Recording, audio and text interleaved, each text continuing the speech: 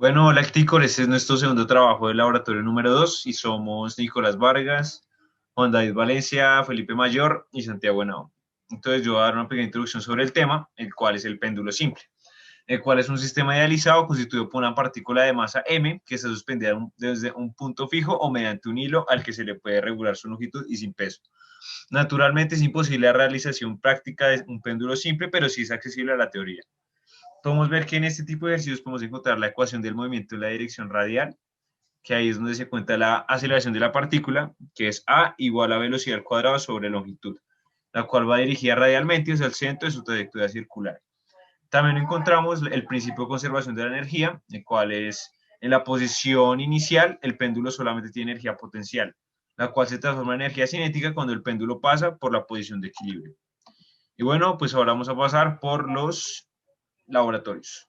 Mucho éxito. Bueno, hola Ticor, este es nuestro primer laboratorio que encontramos en el cual vemos diferentes variables en el péndulo. Entonces encontramos primeramente la longitud, la masa, las cuales pues se ven acá, la masa pues lo azulito y pues la longitud es la longitud del hilo. También vemos otras variables como la gravedad y la fricción. Y pues en la gravedad tenemos la posibilidad de ver la gravedad de la Luna, de la Tierra, de Júpiter y de otras cosas. Es así que se puede analizar que cuando un péndulo se mueve sin ningún tipo de fricción, va a ir obviamente más rápido. Pero si la fricción aumenta, la velocidad del péndulo va disminuyendo y va a ser más difícil que se mueva de un lado para otro. También podemos ver que en la gravedad, que cuando no hay mucha gravedad, el péndulo suele, cuando no hay gravedad, pues el péndulo se va para arriba, ¿no? Entonces pues, no oscila y no hace nada. Pero cuando hay mucha gravedad, lo que ocurre es que va muy rápido, pues solo, o sea, va rapidito, así como se ve en el laboratorio. Algo que también cabe recalcar es que cuando hay mucha masa, el péndulo tiende a que le cuesta más moverse. Entonces ahí, entre menos masa, pues más movimiento va a tener. Y entre más masa, pues menos movimiento va a tener, como se ve aquí. Chun chun. También vemos que en la variable de longitud podemos ver que entre más largo sea la longitud del péndulo, se va a mover más lento si cambiáramos la longitud a más corta, como lo hace ahorita, que ahí la velocidad sería súper rápida, como vemos ahí. Y pues sería lo único que se podría analizar de este laboratorio Ecticor y pues muchas gracias y pasamos con el siguiente. Bueno, ahora vamos a seguir con un laboratorio de péndulos. En este, específicamente, vamos a ver desde un ejemplo el movimiento de un péndulo. En este sentido, vemos el periodo de oscilación de un péndulo que es independiente del material de que está constituido. Esta oscilación va a estar constante. El péndulo describe una trayectoria circular, un arco de circunferencia de su propio radio, y en este caso estudiaremos su movimiento en la dirección tangencial y en la dirección normal. Las fuerzas que actúan sobre la partícula de masa, en este caso sería una M, son dos: el peso del mismo objeto y la tensión de la cuerda o del hilo. Es evidente que la posición donde el péndulo solamente tiene energía potencial se ve en el diagrama de la izquierda, que se transforma en energía cinética cuando el péndulo pasa por la posición de equilibrio. La tensión de la cuerda no es constante, sino que varía con la posición angular del mismo. Su valor máximo se alcanza cuando la posición misma es cero. El péndulo pasa por la posición de equilibrio, es decir, un tipo de velocidad que es máxima, y su valor mínimo cuando ya hay una equivalencia o la velocidad es nula.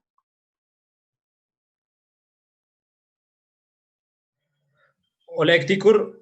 En este caso voy a explicar los vectores de velocidad y aceleración en el péndulo, que vemos que en este caso dependen principalmente de la longitud del péndulo y del ángulo de separación del péndulo con respecto al eje principal. Entonces, por ejemplo, si yo agarro este péndulo y lo pongo a 17 grados, y le pongo play a la simulación, la aceleración va a ser muy grande porque los cambios de velocidad van a ser muy rápidos, ¿no? Entonces va a cambiar de velocidad mucho, entonces la aceleración va a ser muy grande.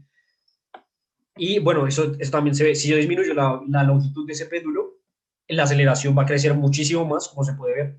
El vector de aceleración, pues, enloquece un poco, ¿no? Ahora vemos que en el caso del péndulo azul, si agrandamos la longitud y también y ponemos un ángulo muy grande, a pesar de que la longitud sea más larga que el otro, si agrandamos la longitud mucho, la aceleración también va a crecer mucho. El vector de aceleración incluso va a ser más grande que si estuviera el otro. Y bueno, la velocidad también vemos que es mayor que en el primer péndulo y necesita hacer un mayor recorrido para hacer una oscilación. Como ya mencionaron anteriormente mis compañeros, lógicamente la velocidad del péndulo también va a depender del peso del mismo péndulo, o sea, si afectamos la masa, vamos a afectar la velocidad del péndulo, pero lógicamente con la gravedad también se va a afectar. Si aumentamos la gravedad, estaremos añadiendo en teoría peso, entonces lógicamente se va a aumentar la velocidad del péndulo. Y bueno, Héctor, ese fue esta simulación y le doy paso a mi compañero. Continuando, nos encontramos con leyes del péndulo. Tenemos dos en general, que pues son que el periodo en péndulo es independiente de su amplitud. Esto significa que si se tienen dos péndulos iguales en longitud y masa, pero la amplitud del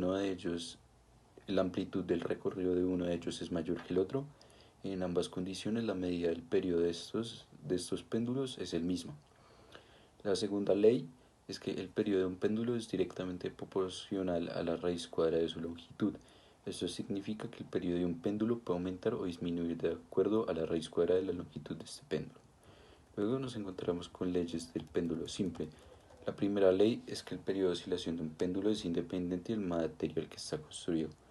La segunda ley es que las oscilaciones de pequeña amplitud gastan el mismo tiempo. El- la tercera ley es que el periodo de un movimiento pendular es directamente proporcional a la raíz cuadrada de la longitud. Y la cuarta ley es que el periodo de oscilación de un péndulo está en razón inversa de la raíz cuadrada de la intensidad de la gravedad.